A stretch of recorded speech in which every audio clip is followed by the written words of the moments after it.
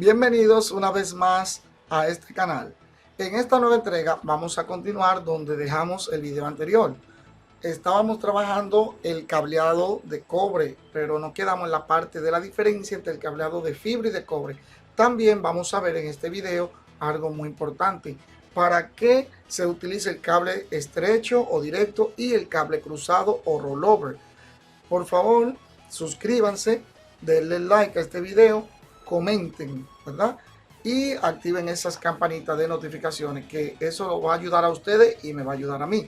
Entonces, para que sepan más sobre la diferencia y sobre cómo utilizar este cableado, quédate con nosotros y vamos arriba.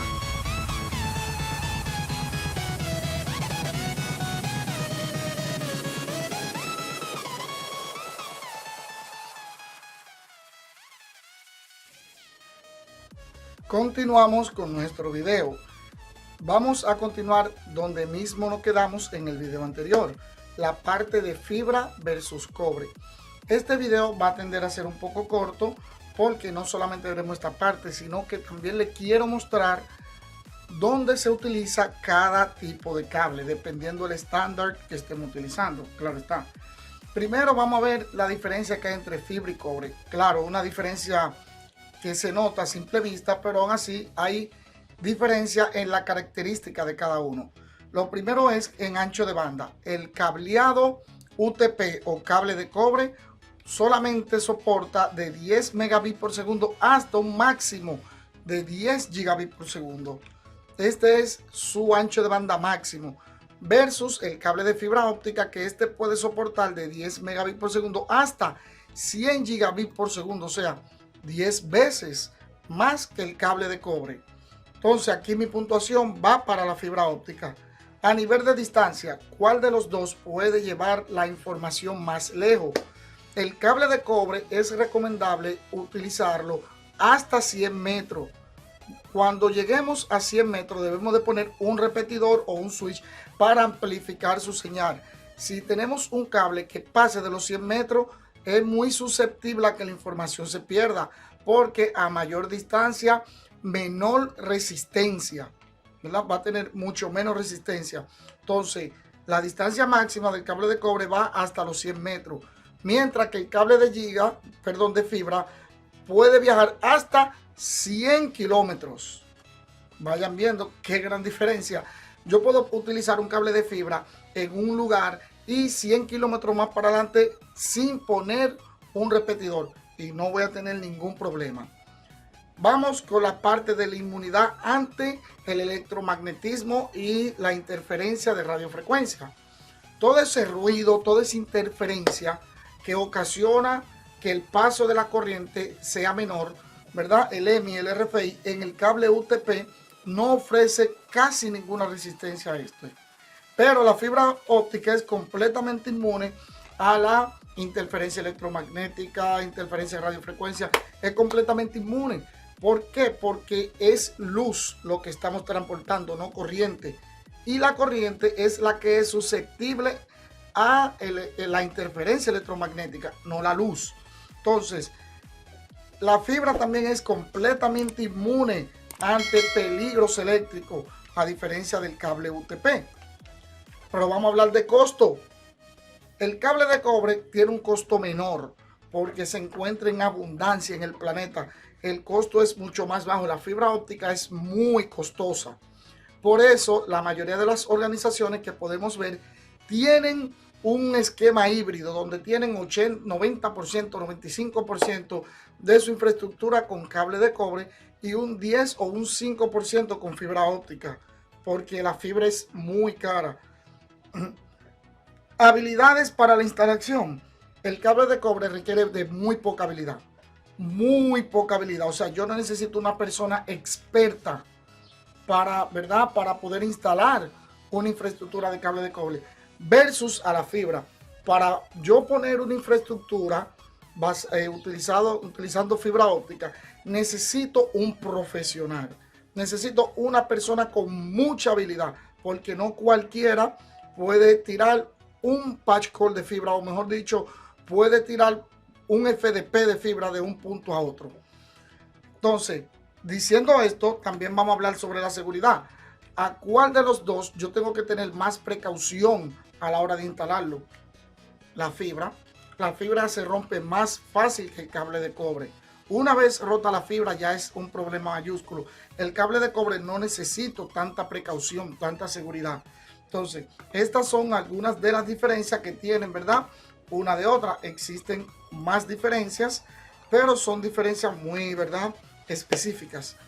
Vamos a hablar un poquito del medio inalámbrico. Todos utilizamos Wi-Fi, ya sea para la laptop, ya sea para mi celular, para cualquier cosa utilizamos Wi-Fi.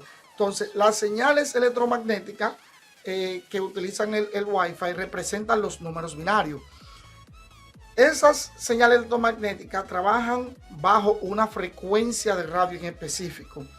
Entonces, tiene el Wi-Fi algunas limitaciones. En capítulos posteriores vamos a hablar un poco más de Wi-Fi.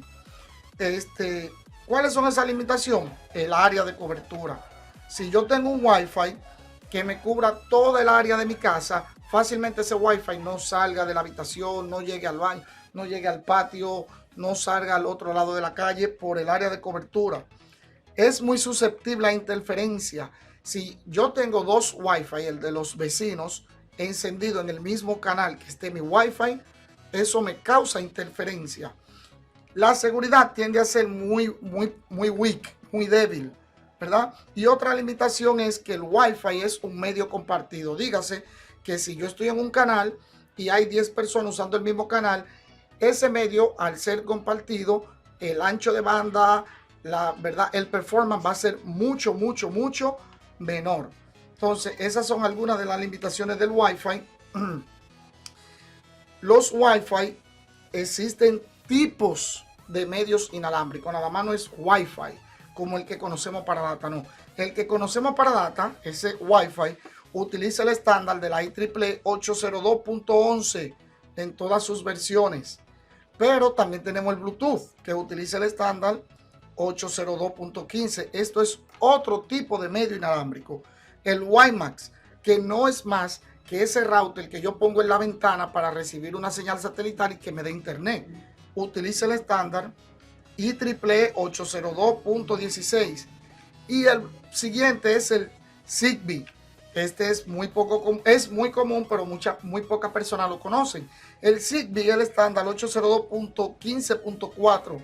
El Zigbee es un protocolo de comunicación creado para la comunicación de los dispositivos IoT, relojes inteligentes, nevera, todos los IoT utilizan una frecuencia debajo de Bluetooth, una subfrecuencia del Bluetooth, por eso es 802.15.4. Cuando tenemos un reloj inteligente conectado a mi celular, aunque yo no tenga el Bluetooth encendido, él está conectado y no es por Wi-Fi, es por Zigbee, ¿verdad? Por ahí es que se conecta. Entonces, hasta ahí era esta parte de este módulo, pero como le había prometido, también le voy a enseñar las diferencias que existe entre un cable y otro, o sea, dónde yo puedo usar qué tipo de cable. Para eso voy a abrir esta herramienta, se llama Packet Tracer, es de Cisco, es un simulador de redes. Ok, ya Packet Tracer está aquí abierto, aquí lo tenemos. Lo que voy a hacer es, rápidamente voy a darle pausa al video para poner todos los dispositivos de Packet Tracer que voy a utilizar. Entonces, ya aquí tengo mi Packet Tracer, como pueden ver, también tengo los dispositivos que voy a utilizar. Si usted desea aprender un poco más sobre Packet Tracer, véase mi video que se llama Packet Tracer, la versión 8 rápido y sencillo. ¿Okay? Es un video un poquito corto, no es muy extenso, pero le enseña mucho sobre Packet Tracer. Así que vaya y véalo para que pueda aprender un poquito más de esta herramienta de Cisco. Entonces, vemos aquí que tenemos computadora con computadora, switch con switch conectado. ¿Qué sucede? Estoy viendo que el cable que está conectado en algunos dispositivos tiene como una ranurita, como unos dash, y en algunos no lo tiene, si se fijan. Esto es por lo siguiente: los cables que tienen esa ranurita, que están en este estilo, son cables crossover o cruzado. Este tipo de cable se utiliza cuando yo interconecto dispositivos de la misma capa del modelo OSI. 2 computadores están en la misma capa, 2 switches están en la misma capa y 2 routers. Por eso ustedes ven aquí que tienen eso, esos son cables cruzados. Y cuando yo utilizo un cable cruzado, quiere decir que una punta del cable, un lado del cable, utiliza el estándar T568A y el otro lado usa lo mismo, pero en B. Quiere decir que un lado usa el A, el otro lado usa el B. Eso es en el cableado, en la punta, ¿verdad? Si no se acuerdan de eso, hago referencia a al video anterior, donde estuvimos viendo este estándar y los códigos de colores de esos estándares. Entonces, los cables cruzados se utilizan cuando inicio en un extremo en A y en el otro extremo termino en B. ¿Qué quiere dejar dicho esto? Que cuando un cable empieza del 1 al 8, en el otro lado va a empezar, ¿verdad? Del 4, 2, si no me equivoco, 6 y así, o sea que va a cambiar el pin 1 y 2 por el pin 4 y 6. Referencia a videos anteriores. Lo que no son dispositivos que trabajan en la misma capa del modelo OSI, o sea, hay dispositivos diferentes, utilizan un cable estrecho. ¿Qué es un cable estrecho? Straight. Un cable que empieza en A y también termina en A. O un cable que empieza en B y también termina en B. Los cables estrechos o directos se utilizan para conectar dispositivos de capas diferentes, perdón. La computadora y el router trabajan en la misma capa del modelo OSI, que es la capa 3. Y la computadora tiene una NIC, un Network Card Interface, al igual que el router tiene varias. Por eso se usa un cable cruzado. El switch trabaja en capa 2 del modelo OSI. Por eso que al conectar un switch con un router o un switch con una PC, uso un cable directo. Esto era lo que de verdad yo quería mostrarle sobre el cableado. Ya ustedes saben, si tienen alguna pregunta, si tenemos alguna duda, comenten ahí debajo, ¿verdad? Comenten, den like, suscríbanse al canal para que puedan ser los primeros en enterarse, enciendan las notificaciones. Muchas gracias a todos por haber llegado hasta esta parte del video. Hasta aquí el tema de la capa 1. Todavía continuaremos con el módulo 2, pero hasta aquí el tema de la capa 1. Continuaremos con las demás capas del mismo modelo OSI. Muchas gracias, hasta una próxima entrega.